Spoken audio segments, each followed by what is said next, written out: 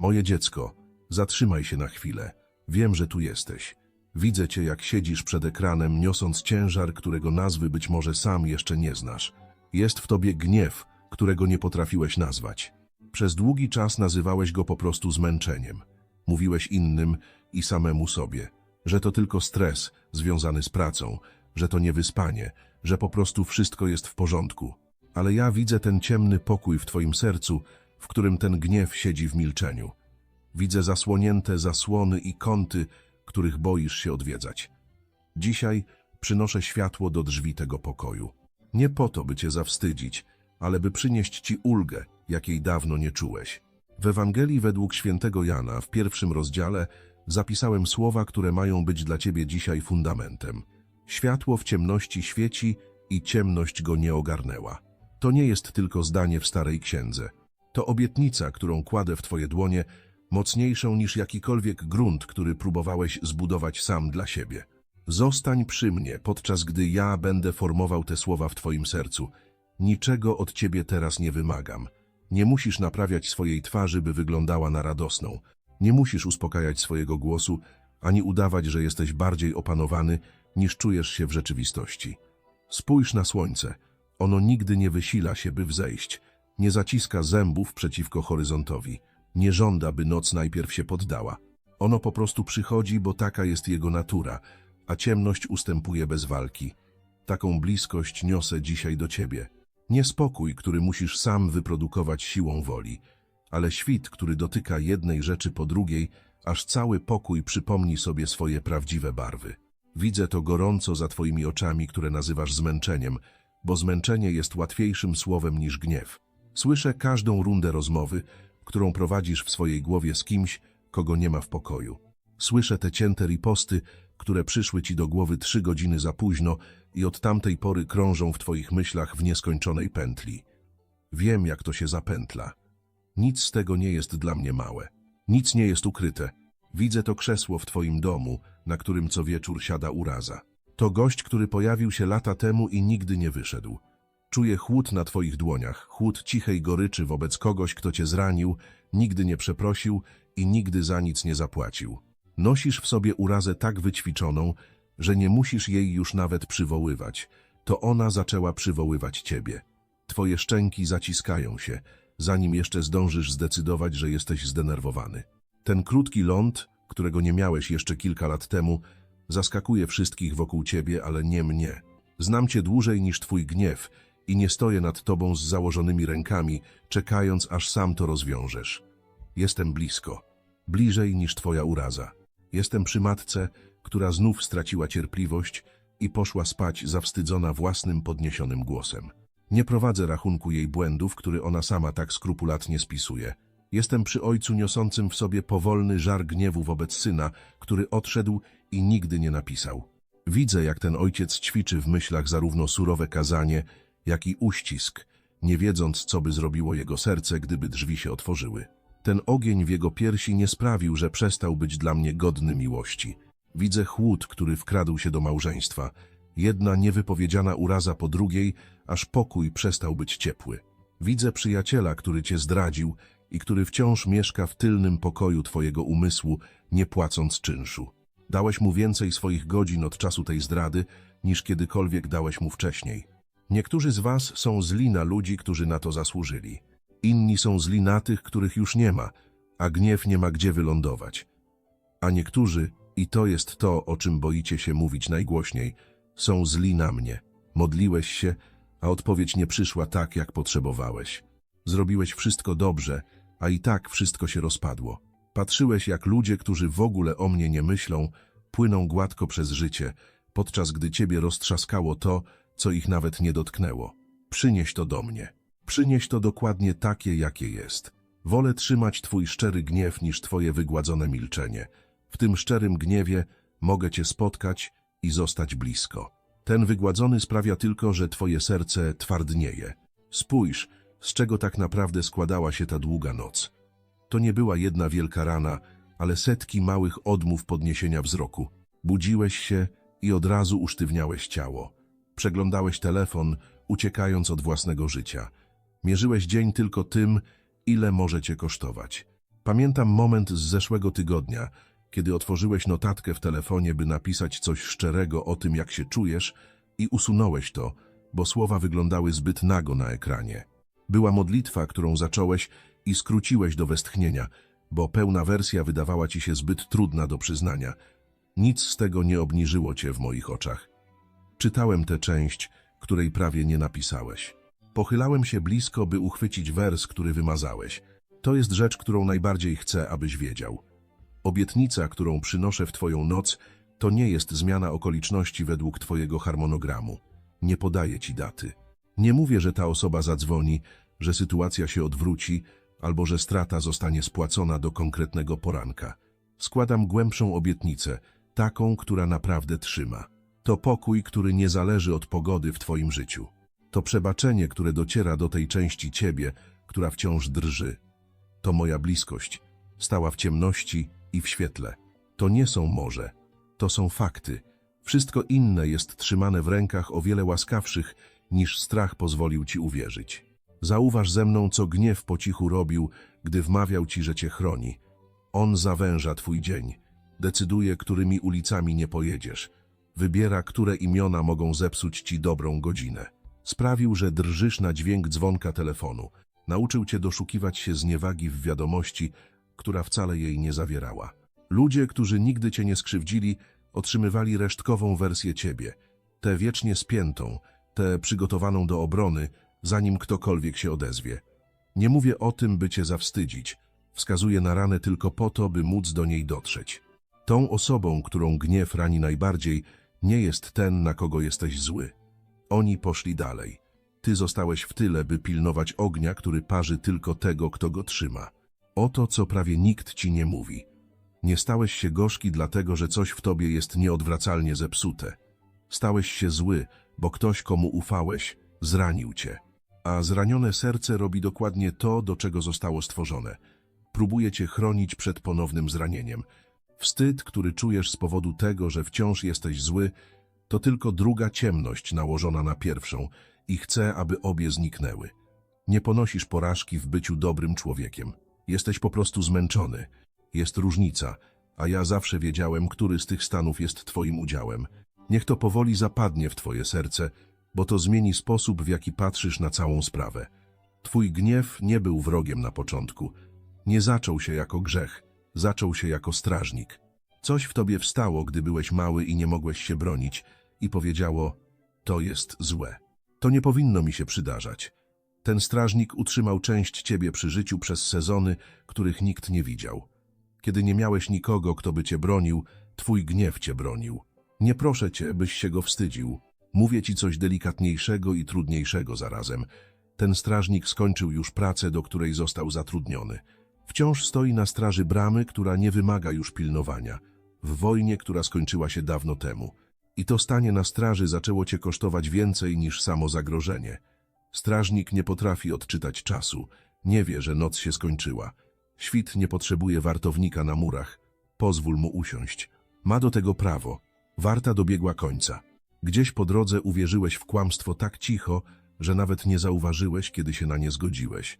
Uznałeś, że odłożenie gniewu oznaczałoby powiedzenie wszystkim, którzy cię skrzywdzili, że to, co zrobili, było w porządku. Że uszło im to na sucho, że się poddałeś.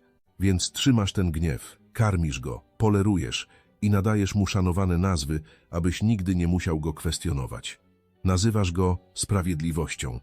Nazywasz go stawianiem granic. Nazywasz go realistycznym podejściem do ludzi. A pod tymi wszystkimi rozsądnymi nazwami kryje się jeden cichy strach. Jeśli przestaniesz być zły, myślisz, że nikt nigdy nie ujmie się za tobą i rana pozostanie bez odpowiedzi na zawsze. Gniew wydaje się jedynym adwokatem, jakiego masz. Odłożenie go wydaje się jak położenie się na środku drogi. Jest też drugi strach, równie cichy. Wierzysz, że gniew pomaga zachować dokładną pamięć o krzywdzie. Mówisz sobie, że jeśli temperatura opadnie, możesz zapomnieć o tym, co ci zrobiono. Że możesz zmięknąć. Że możesz być na tyle głupi, by pozwolić, by to się powtórzyło. Więc podtrzymujesz ogień celowo, jak czuwanie przy zmarłym.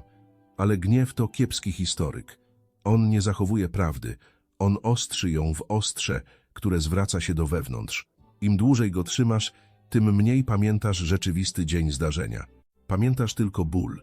Myślisz, że trzymasz wartę, a w rzeczywistości w kółko czytasz tę samą mroczną stronę, aż słowa nie znaczą nic poza tym, jak bardzo bolą.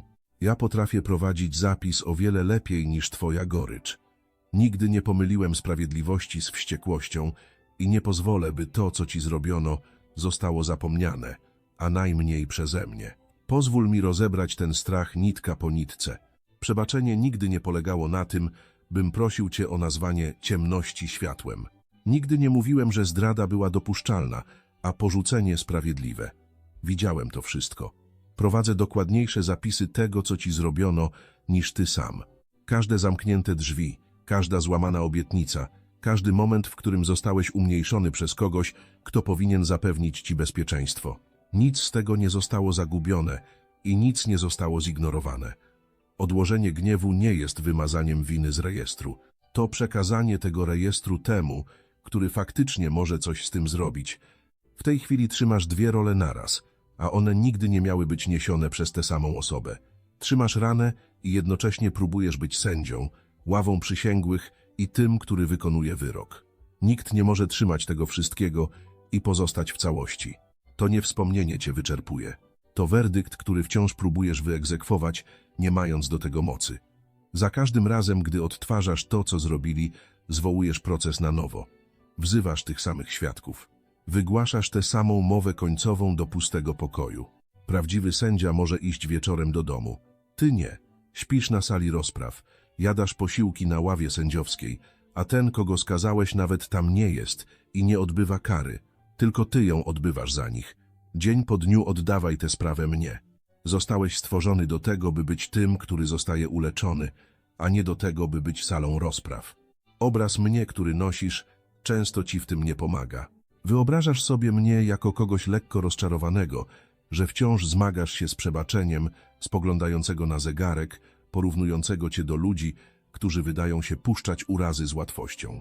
Ten obraz odziedziczyłeś po ludziach, nie po mnie. Po ludziach, którzy używali mojego imienia, by pospieszać twoją żałobę, bo twój ból sprawiał im dyskomfort. Ludziach, którzy podali ci werset jak kij i kazali się nim bić. Oni się mylili. Nawet ci, którzy cię kochali. Odłóż ten obraz tam, gdzie siedzisz i zostaw go. Ja nie poganiam wschodu słońca. Nigdy nie pchnąłem świtu, by przybył przed czasem. I nie będę poganiać ciebie. Oto coś, co możesz zrobić dokładnie tam, gdzie jesteś. Coś na tyle małego, że możesz to zrobić bez poruszania się. Podnieś wzrok tam, skąd przychodzi światło. Nie w dół na swoje ręce, nie na ekran. Skieruj oczy w stronę okna, sufitu, po prostu w górę i wytrzymaj tak przez czas jednego powolnego oddechu. Ten mały ruch szyi to najstarsza modlitwa, jaka istnieje. Ludzkie ciało wykonuje ją od czasu pierwszego człowieka, który spojrzał w górę.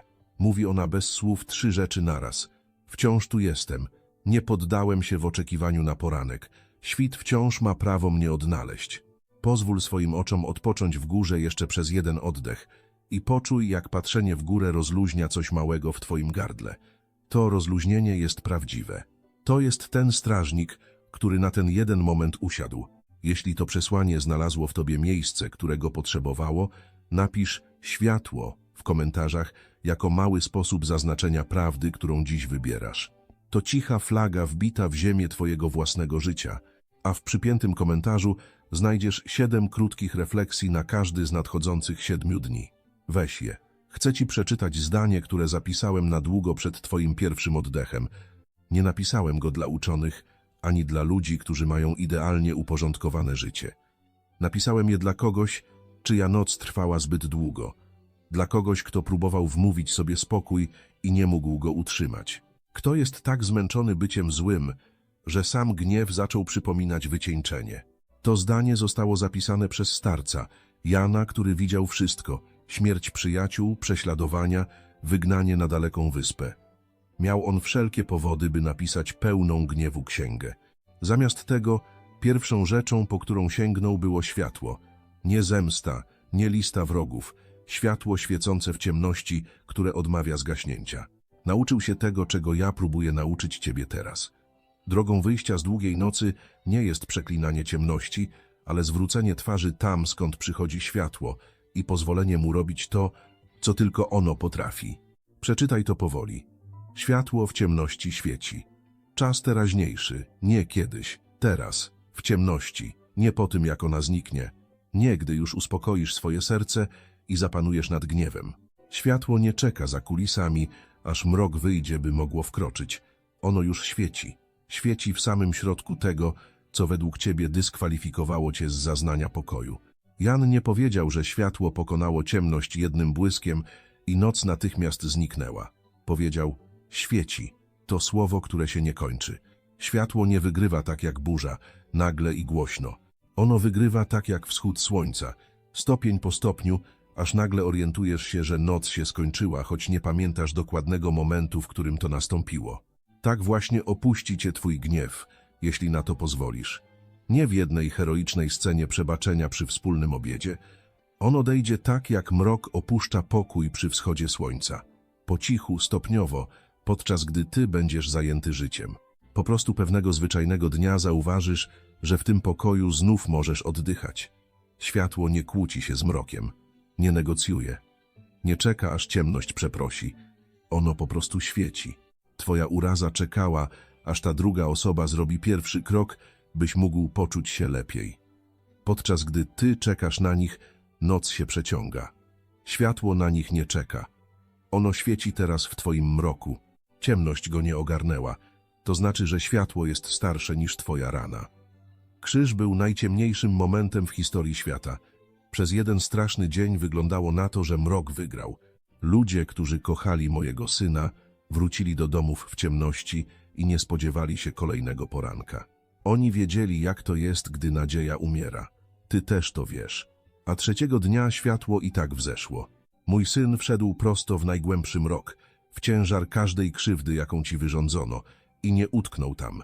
Wyszedł po drugiej stronie, niosąc świt we własnych rękach.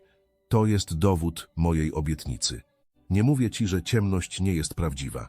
Mówię ci, że nie ma prawa cię zatrzymać. Możesz puścić gniew, nie tracąc niczego, co naprawdę było twoje. Sprawiedliwość, którą próbowałeś wymusić własną goryczą, została już w pełni poniesiona przez niego. Każda krzywda wyrządzona tobie została tam odebrana. Nie zignorowana, ale wchłonięta przez kogoś, kto kochał cię tak bardzo, że przyjął to w swoje ciało, abyś ty nie musiał spędzać swojego jedynego życia, stojąc na straży tej krzywdy. Rachunek nie jest nieuregulowany, jest spłacony. Domagałeś się zapłaty długu, który już został uregulowany. Dlatego żadne przeprosiny, jakie otrzymałeś lub jakie sobie wyobraziłeś, nigdy nie uciszyły bólu. One nie mogły tego zrobić. Tylko poranek mógł, a poranek już przyszedł. Dlaczego ciemność w twojej piersi wydawała się tak trwała? Ponieważ nikt nie powiedział ci prawdy, to nie ty jesteś odpowiedzialny za to, by światło przyszło. Myślałeś, że musisz wyprodukować poranek własnym wysiłkiem? Wybaczać mocniej, czuć mniej, wypędzać gniew siłą. To nigdy nie działało. Nie możesz wyprodukować świtu. Światło należy do mnie. Twoja jedyna część jest mała. Przestań przybijać gwoździami zasłony do okien. Poranek nie czekał na twój występ. Czekał na twoje pozwolenie. Nie jesteś spóźniony. Nie oblewasz żadnego testu wiary. Nad twoim łóżkiem nie wisi tablica wyników. Ciemność nie jest wyrokiem, który ci wydałem. To miejsce, w którym jestem najbliżej.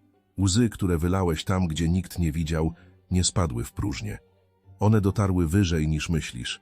Zachowuję to, co cenne. Nie gubię ani jednej z nich. Więc oto coś małego, co możesz nieść w ten tydzień.